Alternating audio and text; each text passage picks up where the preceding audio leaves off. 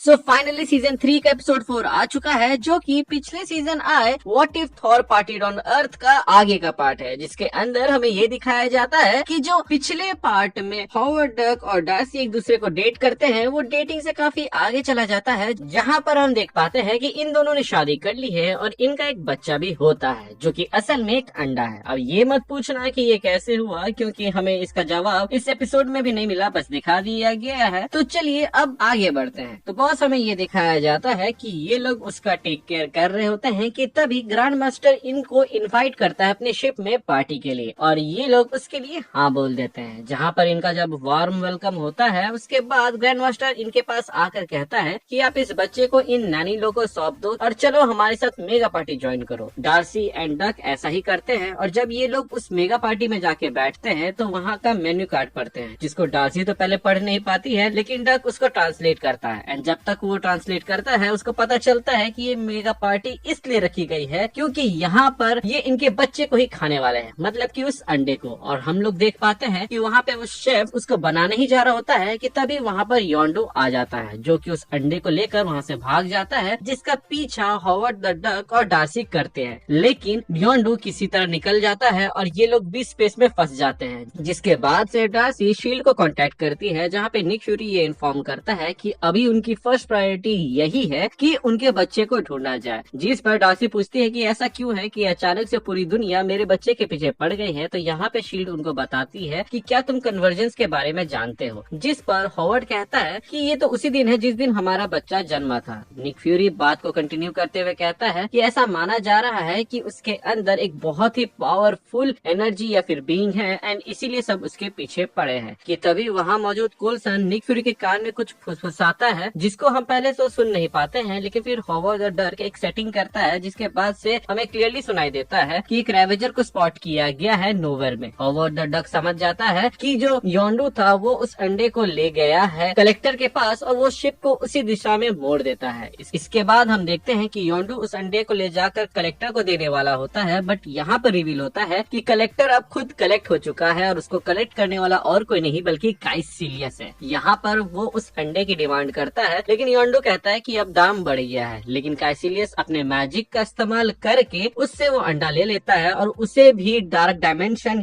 के राजा यानी कि डोरमामू का भक्त या फिर क्या फॉलोवर बना लेता है। इसके बाद हम देखते हैं कि डार्सी और हॉवर्ड द डक वहाँ पहुँच जाते हैं, और ये लोग पहुँचते ही वहाँ पे जो कल्ट मौजूद है उसके बीच में घुल मिल जाते हैं। जिसके बाद ये लोग एक ऐसे रूम में पहुँचते हैं जहाँ पर काइसिलियस उस अंडे को डोरमामू को सौंप रहा होता है। कि तभी वहाँ पे शील्ड आ जाता है और उन्हें रोक देता है, जिसके बाद से वो उस अंडे को कलेक्ट करके कहता है कि इसको अब शील्ड रखेगी। जिस पर डार्सी कहती है कि ऐसा नहीं हो सकता क्योंकि वो मेरा बच्चा है, जिसके रिस्पॉन्स में निक फ्यूरी कहता है कि मैं इतने पावरफुल बीइंग को एक जुआरी और फर्स्ट टाइम मॉम के हाथों में नहीं सौंप सकता, ये शील्ड में सबसे ज्यादा सेफ होगा। लेकिन तभी वहाँ पे एक भगदड़ मच जाता है उस अंडे को लेने के लिए, जिसका फायदा उठा के डार्सी और हॉवर्ड उस अंडे को लेकर वहाँ से भाग जाते हैं। जिसके बाद से डार्सी कहती है कि सबसे सेफेस्ट जगह कहाँ होगी, तो Howard the duck Darcy and अपने बच्चे को लेकर जॉटनहाइम यानी कि लोकी के पास आ जाता है, जहाँ पे लोकी बताता है कि मैं यहाँ पे एक रिजॉर्ट बना रहा हूँ जहाँ पे टूरिस्ट आ सकते हैं और यहाँ से इसकी इकोनॉमी बूस्ट होगी। जिसके बाद से डार्सी और हॉवर्ड द डक सिचुएशन को एक्सप्लेन करते हैं, जिसको सुनकर यहाँ पर लोकी को ऐसा लगता है कि वो लोग लोकी को अपने बच्चे का गॉडफादर बना रहे हैं, और इसीलिए वो उनकी रक्षा करने के लिए मान जाता है। कि तभी वहाँ पे निक फ्यूरी आ जाता है और कहता है कि उस बच्चे को हमारे हाथ में सौंप दो। जिसके बाद से डार्सी और हॉवर्ड द डक वहाँ से भागने लगते हैं। कि तभी उनके सामने जॉटनहाइम के राजा लॉफी आ जाते हैं अपने आर्मी के साथ, और वो उस अंडे को लेकर कहते हैं कि इसका इस्तेमाल करके हम अपने ग्लोरियस डेज में जा सकते हैं जहाँ पर हम जीतेंगे। जिस पर लोकी कहता है कि ऐसा मत करो, क्योंकि एक ब्रदर फ्रॉम अनदर मदर को ये अच्छा नहीं लगेगा, और उसको अगर ये पता चला तो बहुत बुरा होगा। और तभी हम देखते हैं कि वहाँ पे जो रिजॉर्ट रहता है उसके ऊपर एक बहुत ही बड़ी बिजली गिरती है, और लोकी कहता है कि देखा मैंने कहा था ना, तुम्हारे सोचने भर पे ऐसा हो गया। एंड तभी हम देख पाते हैं कि ऊपर से जूस आ जाता है, जिसको देखकर लॉफी कहता है कि ये तुम्हारा ब्रदर तो नहीं है। इसके बाद हम देखते हैं कि जूस वहाँ पे अपनी आर्मी भेजने लगता है और कहता है कि मुझे वो अंडा चाहिए। इसके बाद तो भाई वहाँ पे भसड़ मच जाती है, क्योंकि उसके बाद वहाँ पे डार्क एल्व्स भी आ जाते हैं, जिसके बाद से डार्क सोर्सरर्स भी आ जाते हैं।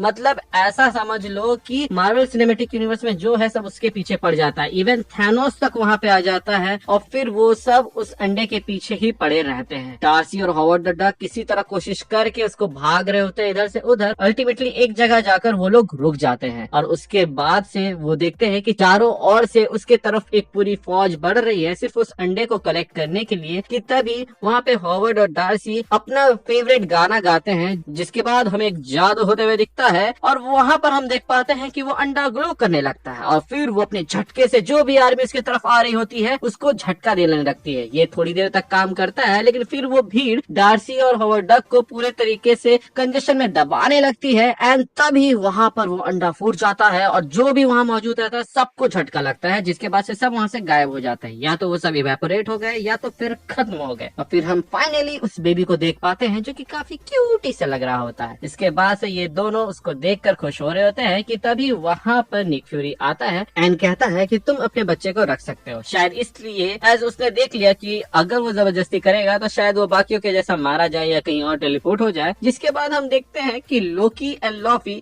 ये ऑफर करते हैं कि तुम हमारे यहाँ फ्री में रह सकते हो जहाँ पे बार भी है। जिसके बाद से हॉवर्ड द डक कहता है कि ये टेम्पटिंग ऑफर है, लेकिन मैं पूछना चाहूंगा डार्सी तुम क्या चूज करती हो। जिसके बाद डार्सी कहती है कि हमें अपने घर जाना चाहिए। फिर हम देख पाते हैं कि ये लोग अपने बच्चे को सुला के खुद सोने जा रहे होते हैं, बट भाई एक छोटा सा बच्चा है और वो रात को रोए ना तो वो बच्चा ही कैसा। और फिर हम देख पाते हैं कि इन लोगों का पेरेंटिंग स्ट्रगल चालू हो जाता है एंड इसी के साथ ये एपिसोड खत्म होता है। बाकी आपको कैसा लगा आज का ये वीडियो आप हमें कमेंट सेक्शन के जरिए बता सकते हैं। बाकी चैनल पे नए हैं तो चैनल को सब्सक्राइब कर दीजिएगा, हम ऐसे ही कंटेंट रेगुलर बेसिस पे लाते रहते हैं। अगला एपिसोड अगर आप मिस नहीं करना चाहते हैं तो चैनल को जरूर सब्सक्राइब करिएगा। मिलते हैं अगले वीडियो में, तब तक के लिए बाय बाय।